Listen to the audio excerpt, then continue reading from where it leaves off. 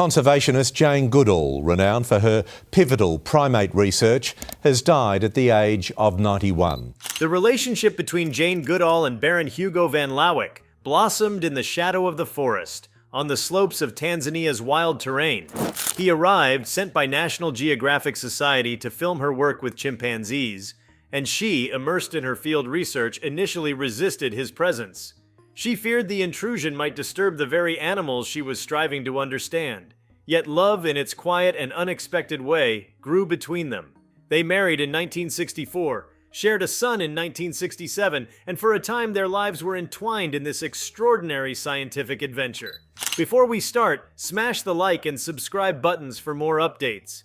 What stands out, however, is not simply the union of these two remarkable individuals, but the very human story of why it ended.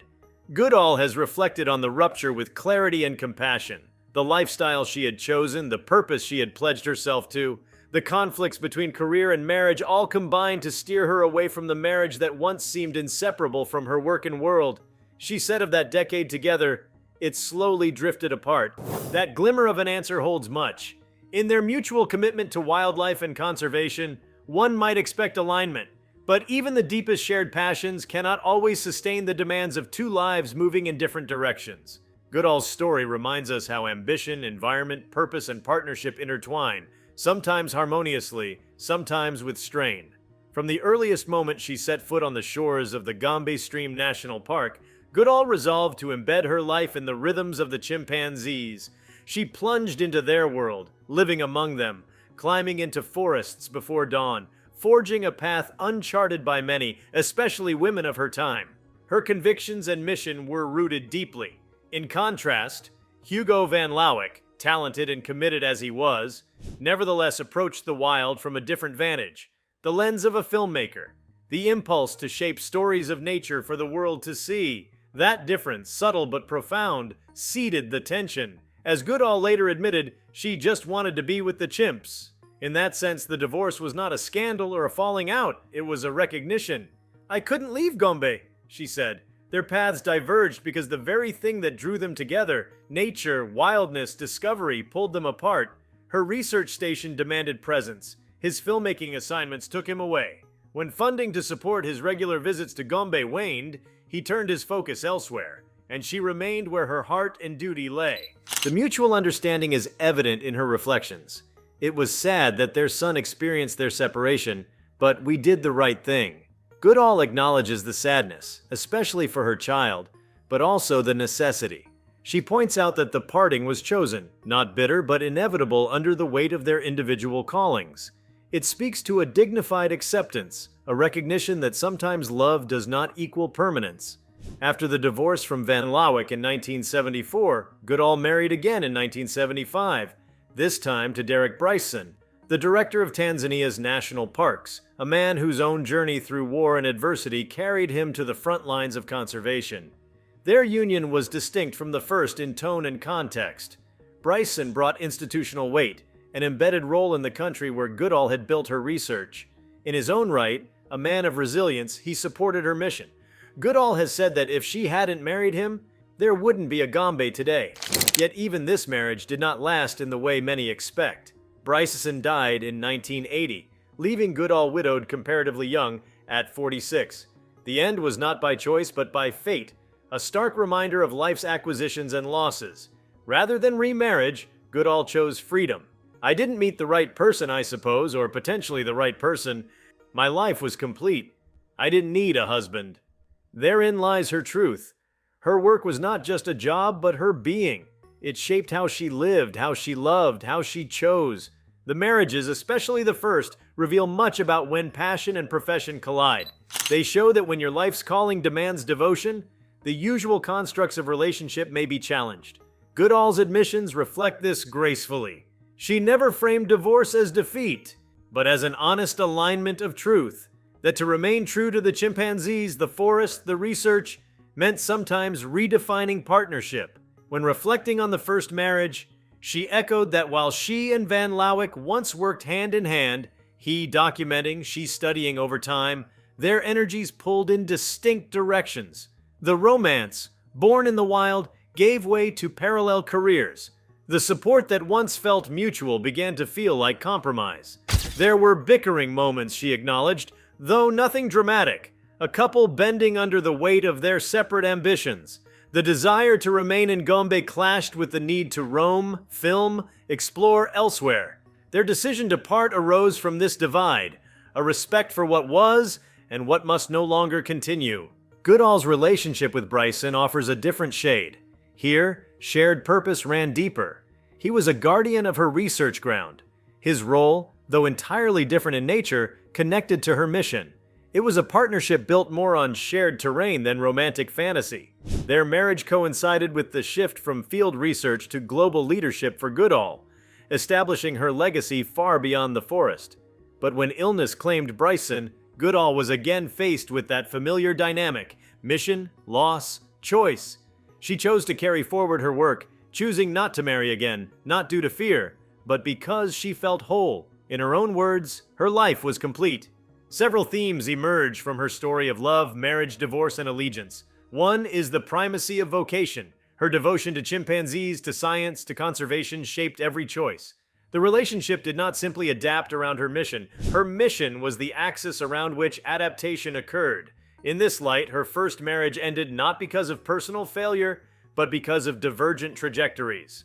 The second ended because life ended, and her decision not to pursue a third acknowledges that sometimes love takes forms beyond matrimonial bonds. Another theme is that of mutual respect and dignity. Goodall never laid blame. She never framed her marriages as mistakes. She framed them as chapters, each serving a purpose, each teaching something. Her divorce from Van Lawick was the right thing, she said, not a surrender to dysfunction, but a wise acknowledgement of truth. This stance brings a quiet power to divorce not in anger but in clarity, to step away not in defeat but in alignment. More subtly, her story reveals the cost of exceptional lives. When you commit to something beyond the ordinary, exploring the wild, upending scientific norms, crossing continents, you invite strain into personal life. The demands of the field, the distance, the intensity, they leave traces. For Goodall, her marriage was not a detour from her mission. It was part of it. But that integration had its limits. Her choice to remain in Gombe, to build the station, to personally touch the lives of chimps, meant that traditional marriage dynamics might not fully apply. In that light, her divorce was not a failure of marriage, but a salute to authenticity. Goodall's path invites reflection. What does it mean to accompany someone whose life work is not adjacent but central? When the person beside you is helping to tell the story of your calling, how do you maintain the story without losing yourself? And when that story becomes your entire life, how does love adapt? For Goodall, the answer lay in making hard choices, choosing purpose over continuation, clarity over comfort, mission over assignment. Her story, though personal, speaks to universal truths, that relationships evolve, that parting can be an act of respect, and that our greatest love might sometimes be our calling. In October 2025, Goodall passed away at the age of 91, after a life lived boldly, lovingly, and purposefully. The echoes of her marriages remain not as regrets but as parts of that larger journey. She demonstrated that to live fully, one must sometimes let go of what is safe, familiar, or expected, not because love ended, but because life asked for something different. When she declared her life was complete without a husband after Bryson's passing, she offered an affirmation. Wholeness does not always look like what you assumed. The chimps, the forest, the research station, they stood witness to that truth. Her legacy is vast, redefining primate behavior, challenging human exceptionalism, inspiring generations of conservationists. Yet in the way she spoke of her marriages, especially of the one that ended in divorce, she wove something equally enduring: the dignity of change, the courage to step away, and the quiet power of choosing one's path. Her story grants us permission to see divorce not always as the failure of what once was, but as the arrival of what must become. So when we ponder why Jane Goodall divorced, we might do better to ask what she chose instead. She chose the wild, the chimps, the research station in Tanzania's verdant hills. She chose that even when it cost comfort and convention. And in choosing that, she also preserved the integrity of marriage, honoring love by recognizing when the inevitable drift demands a new truth. It is a testament not simply to a scientist's life, but to her humanity. In the years that followed the dissolution of her first marriage and the loss of her second husband, Jane Goodall's life became a living chronicle of independence, resilience, and self-discovery. Each chapter of her journey after those relationships was marked by profound transformation. A woman who had once been defined by the intimate complexities of love and partnership came to define herself through service, compassion, and the boundless connection she felt to the living world. What made Goodall's revelations about her divorces and marriages so compelling was not merely that she shared them, but how she did, with honesty, humility, and the same gentle clarity she used to describe the inner lives of chimpanzees. After she parted ways with Baron Hugo van Lawick, there was a quiet evolution within her, a recognition that solitude did not equate to loneliness, and that her connection to the natural world filled the spaces many others might fill with companionship. She began to live with a deeper awareness of the balance between devotion and detachment. The pain of separation, which for many would have bred bitterness, for her became a space of gratitude. She would later recall those early years of freedom as a time when she grew stronger in her work and in herself. Her relationship with Hugo had been born in one of the most remarkable landscapes on Earth, the Gombe Stream National Park in Tanzania. Yet ironically, it was that very landscape that made their bond unsustainable. The remoteness of Gombe, the isolation from the rest of the world, the lack of comfort, and the long stretches apart when he was filming abroad, all created a life where love had to compete with vocation. Once they divorced, Goodall found herself freer to live by her own rhythm. She began traveling to lecture and advocate, using her fame to protect wildlife and to establish programs that would ripple across generations. What many people overlook is that Goodall's reflections on her divorces are not tales of romantic endings, but of beginnings, the birth of an entirely new life philosophy. Through separation, she found autonomy, and through loss, she found purpose. Her love for Hugo, and later for Derek Bryson, did not fade into regret but became integrated into the tapestry of her identity. Each relationship had been a bridge to a greater realization, that she could love profoundly without needing to be defined by another person. When she met Derek Bryson, she was already a world-renowned scientist, her name synonymous with compassion and discovery. Unlike Hugo, Derek was not a man of the camera or the field, but a political figure, the director of Tanzania's national parks and a member of parliament. Their marriage was a partnership of mutual respect and shared goals. He admired her intellect and her courage, and she admired his integrity and his steadfast support for conservation. Where her first marriage was a romantic intermingling of two explorers' dreams, her second was a more grounded union, built on admiration, maturity, and a shared mission. Bryson gave her something different: stability. In interviews years later, Goodall described how Derek understood her work in a way few others could. His influence ensured that the Gombe Research Center received protection during a time of political uncertainty in Tanzania. He shielded her research from bureaucratic interference, ensuring that her decades-long project with the chimpanzees could continue. For Goodall, this was a love that extended beyond personal affection. It was a love rooted in shared responsibility to something greater than themselves. But that love, too, was cut short. In 1980, Derek died of cancer, leaving Jane heartbroken but strangely fortified. The experience of loss reshaped her yet again. While she mourned him deeply, she refused to let sorrow consume her. Instead, she carried his memory forward as a source of strength. She said in an interview years later that after Derek's death, she realized her life would now belong entirely to her mission. There would be no third marriage, no replacement. She had experienced the fullness of love, and now she would give herself wholly to the world. From that point on, Goodall's relationship with humanity itself took on the intimacy of a marriage. She began to see her work not just as science, but as a calling, a spiritual commitment to protect life in all its forms. The public often remembers her as the woman who lived among chimpanzees, but her post-marriage life transformed her into something even larger, a global ambassador for the planet. Through the Jane Goodall Institute, founded in 1977, she expanded her efforts beyond primate research to community-centered conservation. She recognized that protecting animals meant supporting the people who lived alongside them. Her philosophy, "Every individual matters, every individual has a role to play," was born from the understanding that empathy, whether in love or in science, is the bridge to survival. Her divorce, in retrospect, gave her the freedom to think this way. Freed from the personal entanglements of marriage, she was able to see relationships in broader terms, not as bonds between two people, but as bonds between all living things. When she spoke about her divorces, she often did so with remarkable tenderness. She never spoke ill of either husband. Instead, she framed both unions as necessary parts of her evolution. "It was just that our paths were different," she said once, describing her separation from Van Lawick. That sense of destiny, of understanding when two paths must diverge, is what gave her personal story such gravity. After Bryson's death, she found a rhythm in the solitude that followed. She spent more time traveling, lecturing across continents, meeting political leaders, school children, and environmental activists. Her message was always the same: compassion, curiosity, and courage.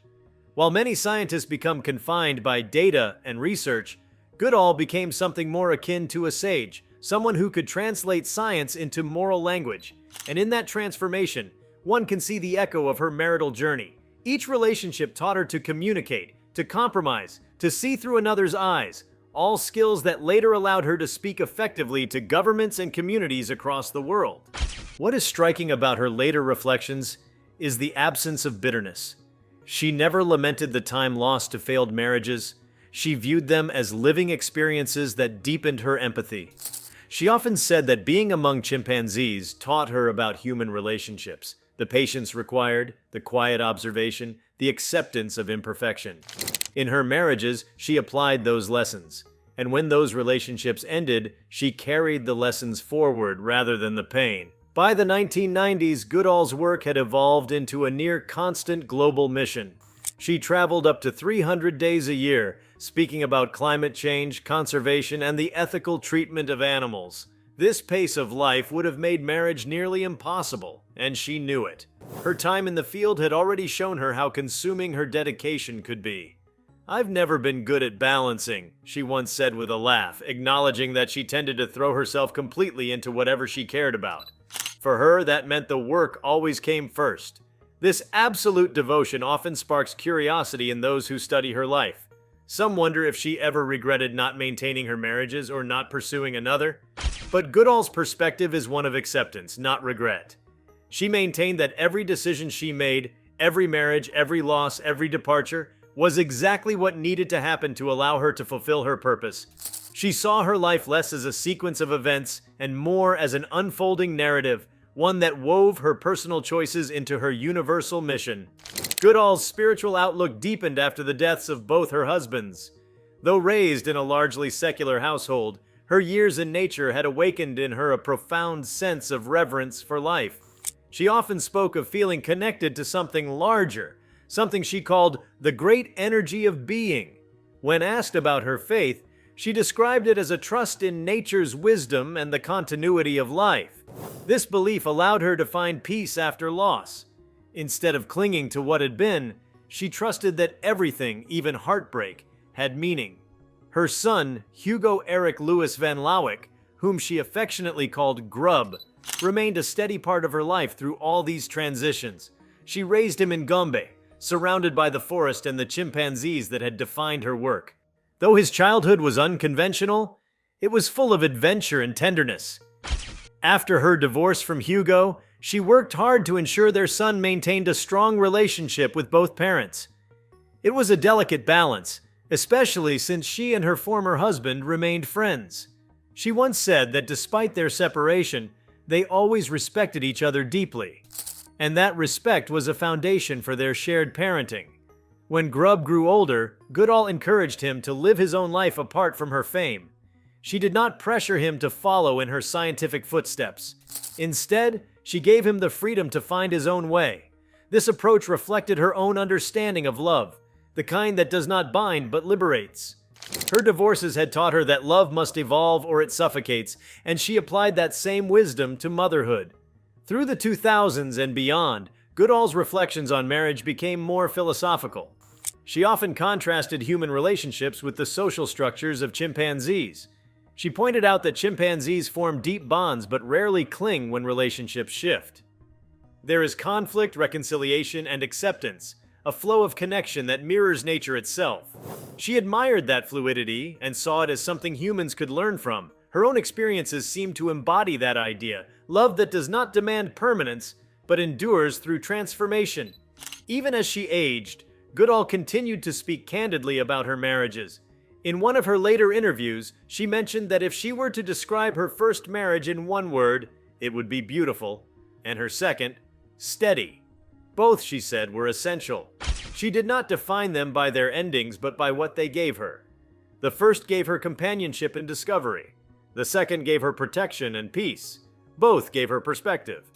The story of her divorces, when understood through this lens, becomes less about separation and more about synthesis. Her identity as a scientist, activist, and global figure cannot be separated from the emotional and relational experiences that shaped her.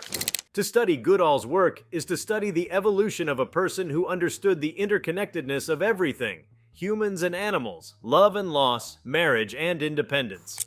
She once remarked that she felt the same compassion for people as she did for animals, because we are not as different as we think. This empathy extended even to her former husbands. When speaking of Hugo in later years, she did so with warmth. She admired his artistry and credited him with capturing the images that made her research known to the world. His films brought the wild into living rooms around the globe, helping the public see chimpanzees as individuals rather than specimens. In that sense, he remained forever entwined in her life's work. For Derek, her words were equally affectionate. She described him as a man of courage and moral conviction, whose death was a loss not just for her, but for the entire conservation community. She often credited him with having saved Gombe by protecting it during politically unstable times. These acknowledgments are rare in public figures.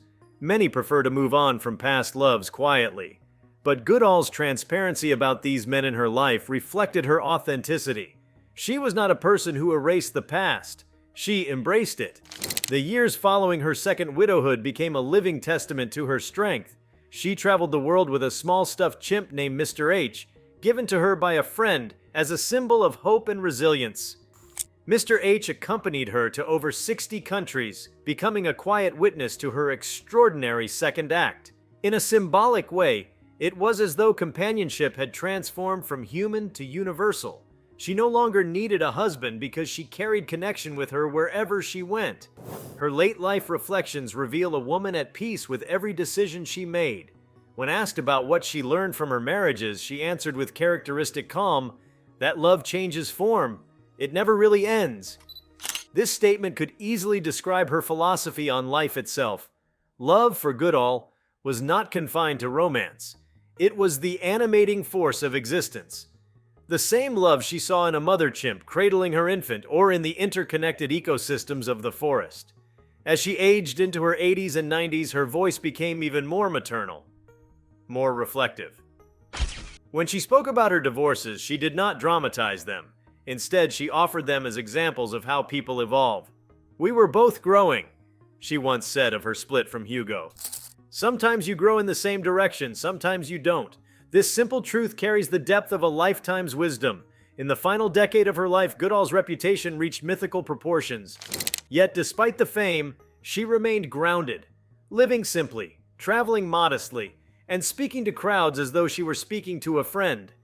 In interviews, she often returned to themes of forgiveness and acceptance. "I think the most important thing is to forgive," she said, "yourself, others, life." It is perhaps this attitude that allowed her to look back on her divorces not as regrets, but as rites of passage. By the time of her passing at 91, she had lived several lifetimes within one. She had been a wife, a mother, a widow, a scientist, an activist, a global icon, and above all, a believer in the power of compassion. When she spoke of the reasons behind her divorces, it was never in sensational terms. She never sought pity or applause. She shared those stories because they were integral to understanding her truth. They revealed the woman behind the legend, a woman who, like anyone else, navigated love, loss, and selfhood in her own imperfect but authentic way. Her first husband once said of her, "Jane is married to the forest." It was an observation both tender and true. Her second husband understood that as well and loved her for it. Perhaps this is why her marriages, though they ended, never truly failed. They were never about ownership, but about shared experience. Goodall's life stands as evidence that love, in its purest form, does not always conform to convention. It adapts, expands, and when necessary, lets go. Today, when people remember Jane Goodall, they recall her standing among chimpanzees, her soft-spoken voice describing the nuances of their gestures and expressions. But behind that image is a deeper human narrative, a story of a woman who loved deeply, who lost gracefully, and who continued to give endlessly. Her revelations about her divorces do not diminish her legacy. They humanize it. They show that greatness and vulnerability coexist, that passion and pain are intertwined, and that even the most devoted heart sometimes must walk alone to stay true to itself. The courage she displayed in sharing these truths late in life speaks volumes. In a world where public figures often curate perfection, Goodall offered honesty. She showed that acknowledging the end of love is not a weakness but a wisdom, that it is possible to outgrow someone without ceasing to love them. Her legacy, therefore, is not only scientific or environmental, it is deeply emotional. She taught humanity how to see animals as kin, how to see the planet as home, and how to see the self as both independent and interconnected. Her divorces, viewed through that lens, become symbols of evolution. Just as she revolutionized the way we understand primates, she redefined how we might understand love and loss. Jane Goodall's life was not a straight line, but a river, flowing through different terrains, widening and narrowing, sometimes gentle, sometimes fierce. The men she loved were tributaries in that river, vital, beautiful, but not the whole. When she spoke of them, she did so with gratitude, and when she spoke of herself, she did so with peace. Her final years, marked by quiet reflection and unwavering advocacy, stand as a testament to the harmony she finally found within herself. She had loved, she had lost, and she had lived with purpose. She once said, "What you do makes a difference, and you have to decide what kind of difference you want to make." In her case, that difference was immeasurable. The woman who once revealed why she divorced her husbands did not do so to expose wounds, but to illuminate a truth. That a life well lived is not one free from heartbreak, but one enriched by it. Her story in its totality is a reminder that love takes many forms, sometimes fleeting, sometimes eternal, and that each form has its own gift to give. Even before her death, she had become immortal in spirit, not because of fame, but because of the authenticity with which she lived. Her honesty about her marriages, her choices, her imperfections, all these things combined to paint a portrait of not just a scientist, but a complete human being. And that, more than anything, may be her greatest revelation of all. As her legacy deepened in the twilight of her life, Jane Goodall began to reflect more openly on the intimate lessons she had gathered from every stage of her journey. What became increasingly evident was that her understanding of love had expanded far beyond the boundaries of personal relationships. Love to her had become synonymous with respect for life, for Earth, and for the fragile balance that sustains existence. Her years of solitude were not an escape from affection, but a transformation of it. She found companionship in the pulse of the forest, in the rustle of leaves stirred by wind, and in the gaze of the chimpanzees who had once looked at her with curiosity and eventually trust. Those who met her in later years often spoke of the serenity that seemed to radiate from her presence. It was not the serenity of one untouched by pain, but of someone who had made peace with it. Her voice, soft yet steady, carried an almost spiritual conviction that every challenge, whether the heartbreak of divorce or the loss of a loved one, was part of a greater design. She believed that every emotional fracture revealed something essential about human nature. Our capacity to endure, adapt, and continue loving despite impermanence. As she traveled the world spreading her message of conservation and empathy, Goodall became a living testament to the idea that fulfillment does not depend on possession, but on purpose. Her life was a tapestry woven from devotion and release, from love given and love transformed.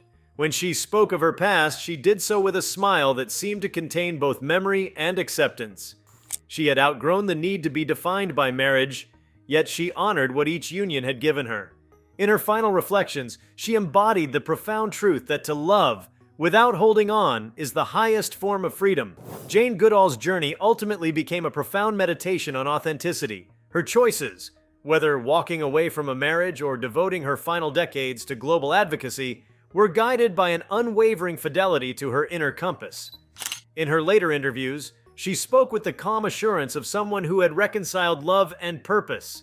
She understood that endings were not failures but transitions, each one granting her a clearer sense of who she was meant to be. Her life illuminated the quiet courage of embracing solitude without fear, of finding companionship in meaning itself. When she finally departed, she left not only a scientific legacy, but an emotional testament to self-honesty and endurance, the lasting truth that love, when freed from possession, becomes eternal. If you liked this video, please give it a like and subscribe to our channel. Also, leave your comments below and tell us, what are your thoughts on Jane Goodall's reasons for divorcing her husbands? We want to hear from you. Thank you for watching and see you next time.